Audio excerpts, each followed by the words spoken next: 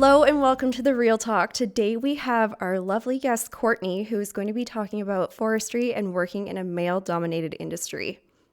Welcome, Courtney. I'm so excited to have you here on The Real Talk. Thank you for having me. Yeah, so you work in a male-dominated industry and you've been in that field for quite some time, and we're going to go through all of that today. So let's go back to your high school days. You originally had wanted a completely different career path that didn't pan out. So what was that original path and how did you end up choosing forestry? I actually wanted to be a nurse my whole life. I don't think I actually knew exactly what I wanted to do, but I have a lot of nurses in my family. So I figured, well, I guess I got to be a nurse. Everyone else is a nurse. When I was in high school, I actually got conditional acceptance to university for nursing. Unfortunately, when I was done high school, I encountered a bit of homelessness and I wasn't actually able to go through with that. I know that people go through school all the time with like financial issues, but being freshly 18, I didn't really have the tools to kind of deal with that at that point in my life. So I didn't go to school for quite a few years after high school, and I had actually met up with one of my old high school teachers, my old math teacher. We met for dinner one time and I was kind of explaining to her, like, I don't know what to do anymore. I don't really want to spend the time upgrading to go back into nursing programs because they're so incredibly, what's the word I'm looking for? Like competitive? Competitive, yeah. Mm-hmm. So I don't know what to do. Maybe I'm not cut out for university. I don't know where to go from here.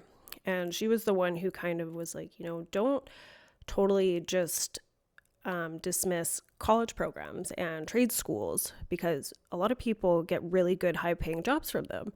And so I kind of thought, I was like, because I kind of had this idea in my head that if it wasn't university, it wasn't good enough. So, but it kind of changed my perspective a bit, and I went to go and look at the college courses, and it was all your typical electrician, construction, but then there was also natural resource programs as well, such as forest technology. And I was like, you know what? Why not? And I came from a big city. I have never hiked before at that point. I had never really gone camping except when I was a kid. I was 100% city girl. That was it. But I applied and I got in, surprisingly. Before your first semester started, you had to buy some gear for your classes. So can you tell us about this shopping experience and how it affected you? So previous to this experience, when I thought about shopping, I was shopping for clothes and makeup and that sort of thing. And now I'm shopping for hard hats, chainsaw pants. It's a whole new ballgame for me. My partner at the time came with me to this gear store to look for things. And the first thing I saw when I walked in was a hot pink hard hat. And my eyes got so wide and I was like, that is the hard hat that I need. That one is for me. And I started getting excited seeing all these other pink high-vis vests, anything you can think of. And I started marching over to the pink hard hat. And he goes, don't get that. I was like, why? He's like, if you wear pink, nobody's going to take you seriously. And in my head, I was kind of like, why? And he's like, nobody's going to take you seriously if you wear stuff like that. Just get the orange one, get the orange high-vis vest. You'll be better off. And that stuck with me for a long time while I was going through school, thinking about that, having the need to not buy stuff that I wanted and wearing stuff just to fit in and blend in. From that particular moment, in the back of my head, I think that I spent a lot of time trying not to be exactly who I was and kind of conforming to what the idea of what a forester or somebody in forestry should look like, which in my head was not somebody who wore hot pink and, girly clothes, that sort of thing.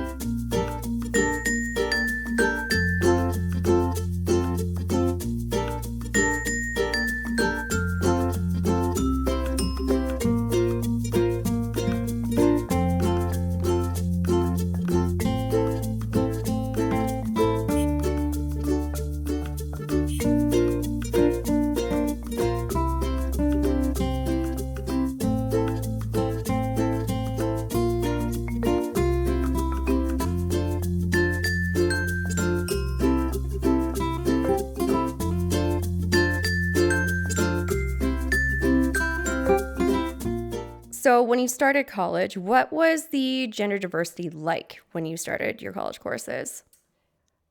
The class split was 60-40 male-female, and at that point, that was the most females that they'd ever had in the program. And what about professors? Was that mostly male as well? Mostly males. I only had 2 female instructors the whole time that I was in school. And that was for 2 years, right? 2 years, yeah. So as for the other women in your class, did they have a different upbringing than you? Yes. So when I first walked into class, I was excited for my first day of school. So I was dressed nice. I had shorts. I had a nice little cardigan on. I had my purse with me, makeup done, hair done. I walked in and everybody was wearing plaid, exactly what you would think of when you walked into a forestry class. And most of the females in my class either came from a forestry family or grew up kind of in like a rural farm setting.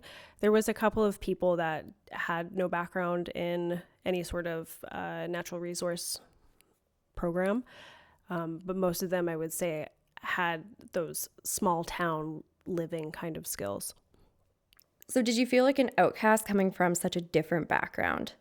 At first, absolutely. Like I said, I walked into class and I'm dressed to the nines, ready to start my post-secondary education, and nobody else was there with makeup done, hair done. Everybody looked like they were going to work, basically.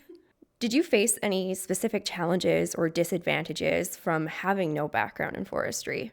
Yes. So because I grew up in a city, I didn't spend a lot of time going hiking or camping. I was 100% an indoor girl at that point. So even with the first 5 weeks of my first year in college, we spent it in a field camp, and it was very bare bones, basic camp with these little wood cabins that we had to light a fire every day to keep them warm. We even had to light a fire to heat our shower water, that sort of thing. And I think at that point I realized, I'm not going to be able to do my hair every day. Like, what am I going to do? Even things as simple as spending all day in the pouring rain, or when it's 35 degrees out, spending all day in that. Even something as simple as just walking through the bush, because I had never done that before. And the first time they asked me to do that, I was like, seriously? Like, I'm just supposed to walk in there? Like, there's bears there. I don't know if anybody told you that. And one of the first things that they taught us how to do was navigating in the bush. So we would get a piece of paper that was kind of in a shape of a triangle with bearings and distances, and we were supposed to use our compasses, navigate through the bush using those bearings, and we were supposed to end up at the same point. And I remember just looking at my instructor and I was like, I couldn't believe that I was just going to be like walking in the forest. As far as I was concerned, that was a very dangerous thing to do. And why can't we just do that on the trails that are here where I can see where I'm walking?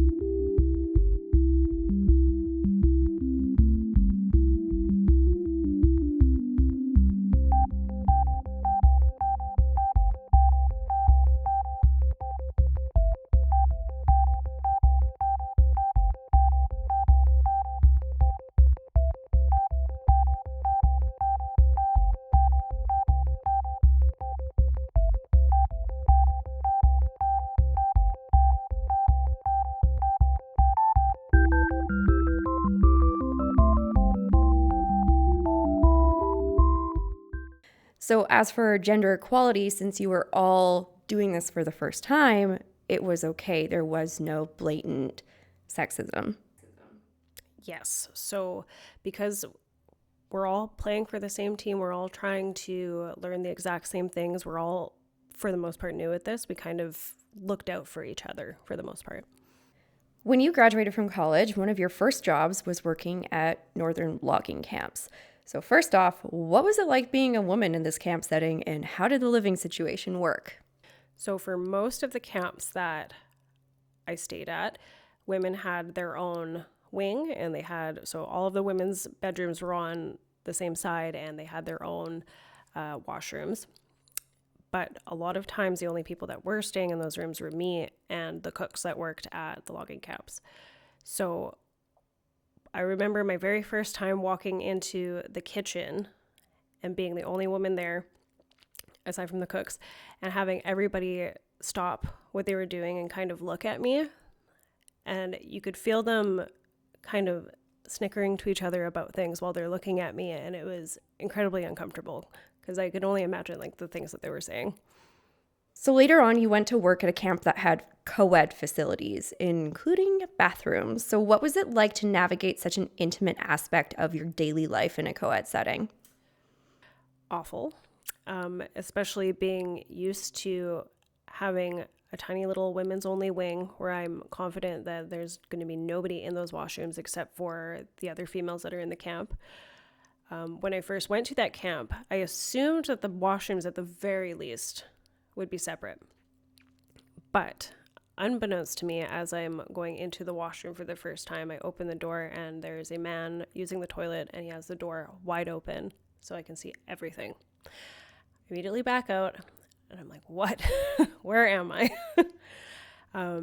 Even the showers didn't have locking doors. They just had the normal pull across shower curtains. So I had to ask my male coworkers, can you do your bedtime regime while I'm showering just so that I can have somebody outside on the other side, just in case. Because I did not expect to walk into the washroom and have people just using it with the doors open. I get that maybe they're not used to having females in these camps, but it was an awkward thing to navigate for sure. So in a primarily male-dominated camp, how did you fit in or try to fit in? It was hard.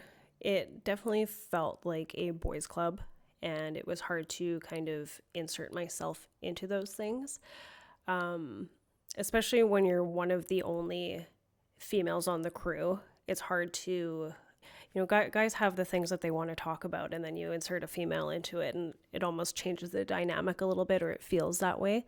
So it was, especially after we would come back from work, it felt hard to socialize with my crew. Mm-hmm. So you were often kind of left to your own to figure something out to do. Yeah, most of the time I would retreat back to my room and just go to bed anyways, but you would eat dinner together and they would end up going to the gym with each other, or they would sit there and have a beer after, and you would sit there for it, but you weren't really, I never felt included, if that makes sense.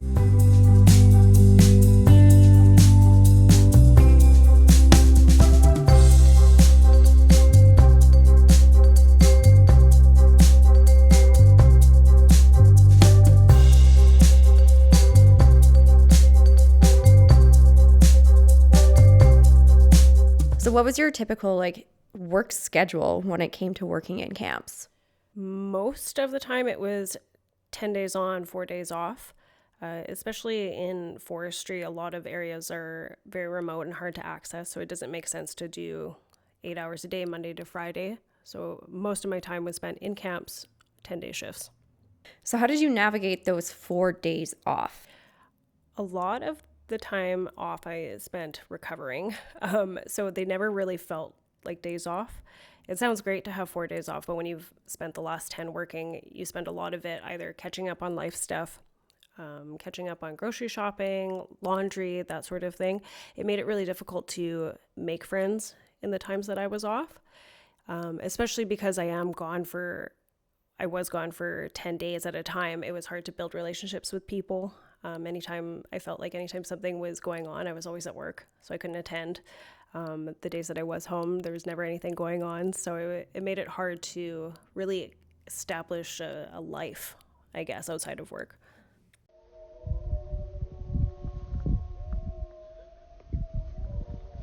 I told you. Oh my god. They're like right there. I don't want to play anymore. So, what did a typical day in a camp look like for you? I would be staying in a camp, but like I would be doing my forestry job like during the day. Okay. If that makes sense. Yeah. Okay. So usually wake up around 6 or 7, depending on the time of year. Go and eat breakfast, get my lunch for the day. So I was doing multi-phase timber development at the time, which is basically creating the cut blocks for them to harvest later.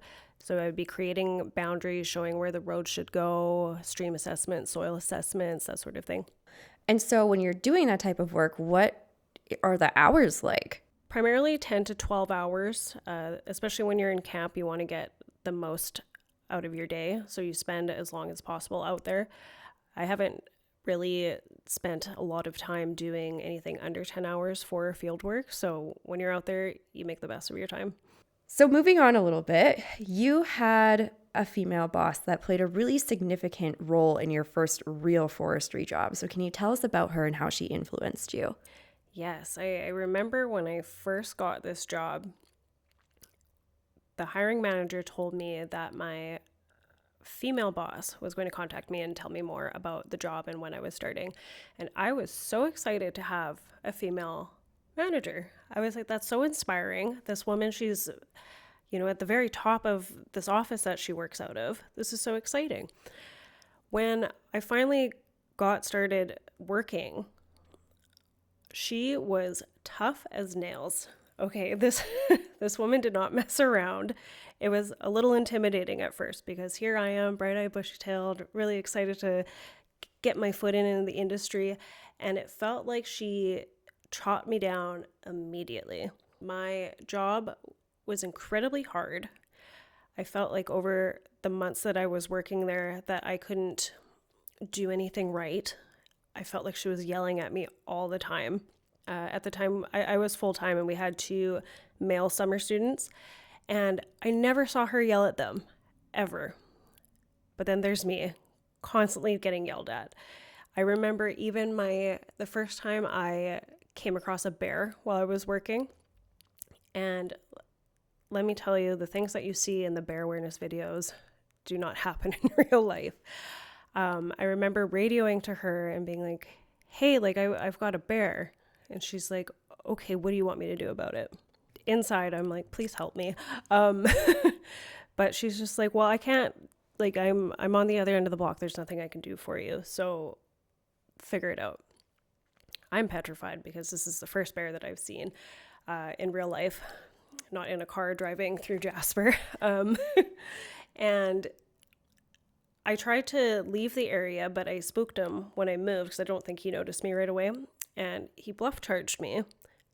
Terrifying for that to be my first real bear encounter. When I told her that happened, she did come and find me. And I just started bawling because I was terrified. That was not supposed to happen. I even did the whoa bear. The whoa bear did not work. And I was sitting there and I was crying.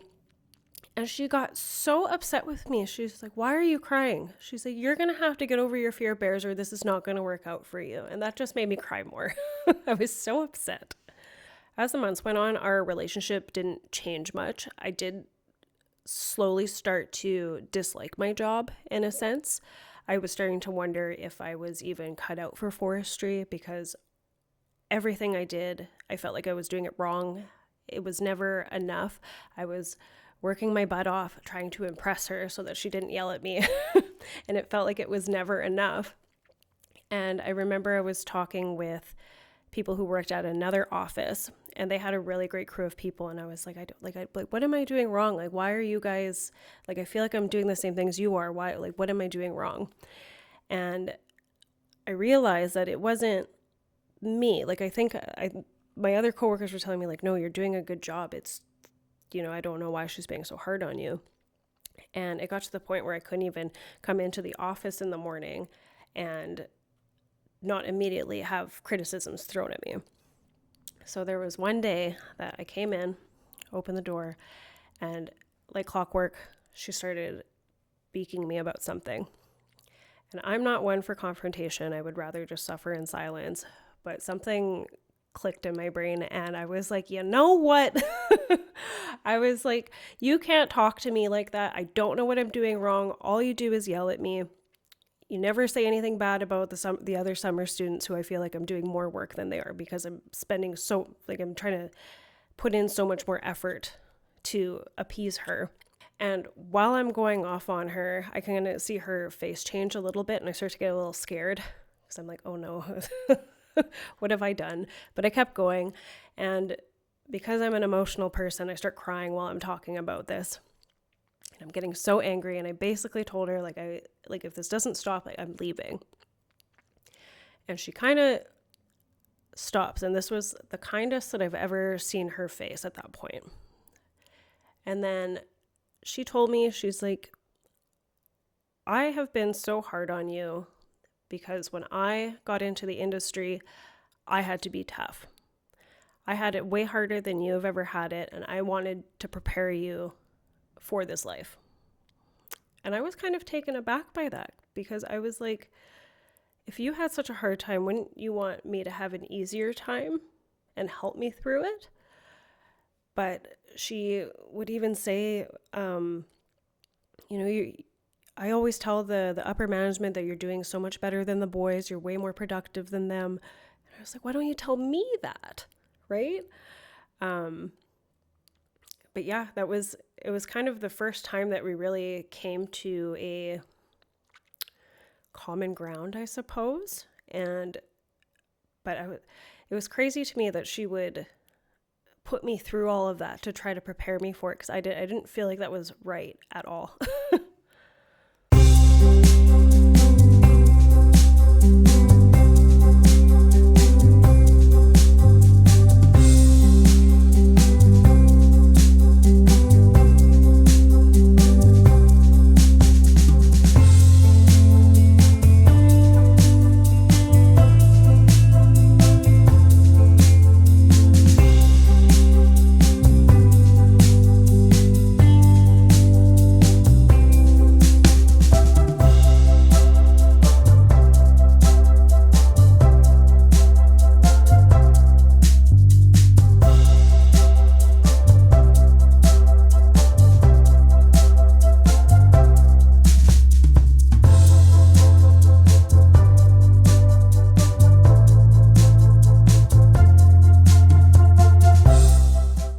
So what were some key lessons or skills that you learned from this boss that you still carry with you today? So definitely in my older years, I appreciate what she did a bit more, but I definitely don't take that same approach with new women in the industry. I'm much kinder. I let women know that it's okay to be scared and you should never feel afraid to say that you're scared. I find with men aren't allowed to be scared, if that makes sense. And when women say that they're scared, it's kind of like, of course she's scared, she's a woman. So I always let new women in the industry know that it's okay to admit that you're scared.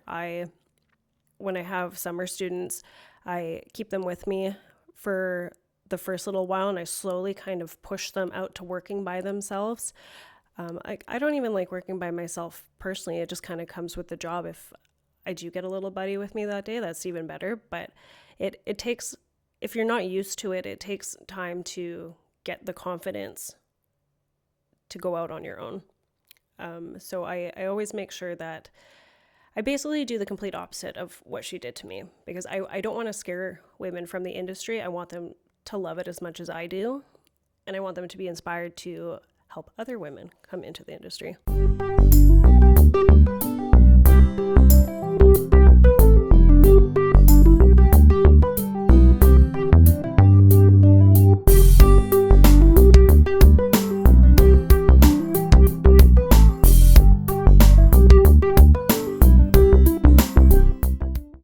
So looking back on your whole journey from choosing forestry by chance, because it just sounded cool, to becoming established in the field, what are some of the biggest lessons that you've learned?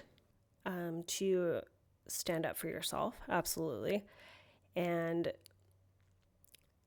speak up when you feel like that you're not getting the same treatment as other people.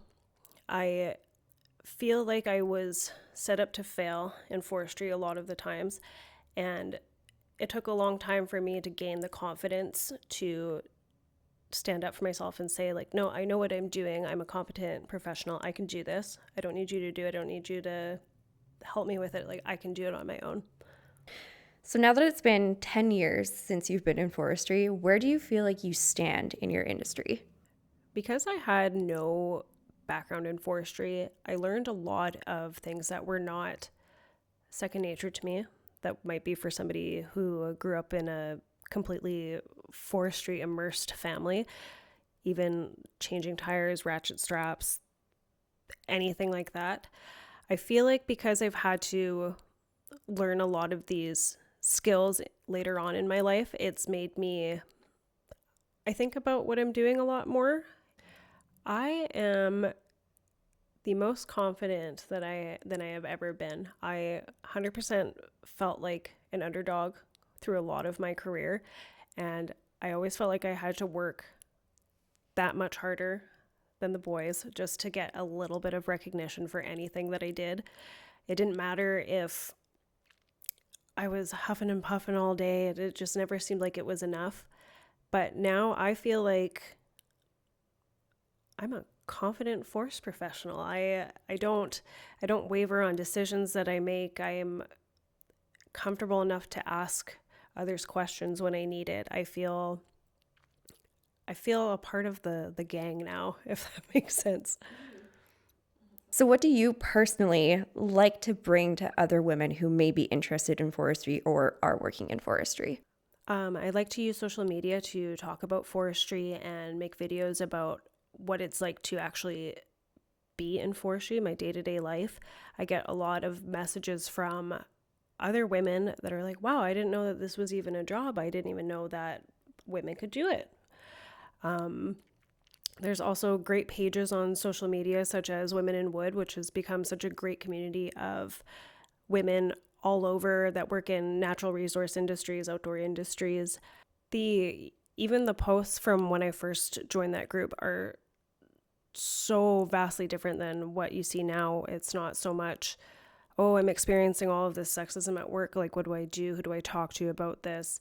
And posts are a lot more positive now. It's a wonderful community, and I'm glad that it exists. It's a great resource for women too. If our listeners could take away one thing from today's interview, what should it be? If I asked 10-year-old Courtney if she thought that she would be in forestry working in the bush every day, she probably would have thought you'd be crazy. You just have to try things. It's okay to try things, and you're going to fail. And sometimes you're going to do really well. Other times you're not. But if I gave up the first time I failed, I don't even know where I'd be. I would be out of forestry a long time ago. That's for sure. I still make mistakes, but I'm a lot kinder to myself now. And because of the confidence I have, I can say, you know what, everybody makes mistakes, and I just carry on. Well, thank you so much for joining me today, Courtney. Thanks for having me. Yeah, I really hope that we inspired some women to get into forestry. Me too. And thank you so much to our listeners and to our viewers for tuning in today, and have a wonderful day. See you next time. Bye. Bye.